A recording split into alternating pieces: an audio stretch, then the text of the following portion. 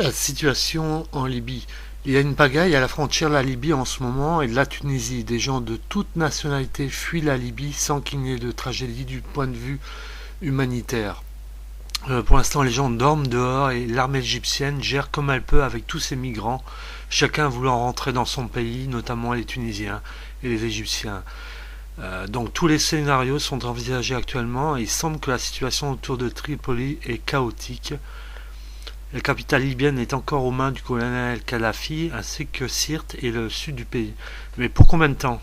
Car les taux se resserrent autour de l'homme qui règne depuis 42 ans à la tête de ce pays. Les Américains ont envoyé des bâtiments de guerre, tandis que la France a envoyé 2 avions avec du matériel humanitaire dans la région de Benghazi. Le colonel Kadhafi est dans le déni face à ce qui joue dans son pays et se dit aimé par son peuple.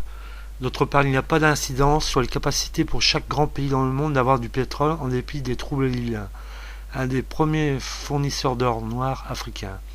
Les chefs occidentaux tentent de rentrer en contact avec les autorités nouvellement en place.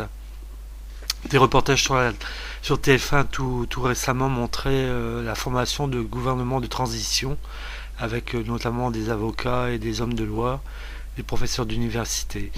Donc tout ça a besoin d'une coordination que tente de faire chacun dans les pays qui sont en révolution actuellement. Du côté français, le tout frais ministre des Affaires étrangères Alain Juppé dit seul que l'ONU est apte à donner son accord pour un déclenchement d'un plan militaire vers la Libye. L'Europe souhaite que l'espace aérien soit bloqué. Un embargo militaire sur la vente d'armes a été décrété à l'unanimité par l'ONU. Le nombre de morts en Libye se compterait par milliers et non par centaines.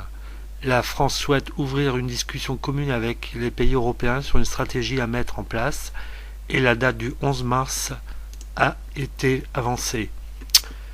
Au niveau national français, le prix du carburant à la pompe ne cesse de monter, près de 6% pour le gasoil en France, et une enveloppe de 25 millions d'euros est prévue en cas de catastrophe humanitaire dans ces pays.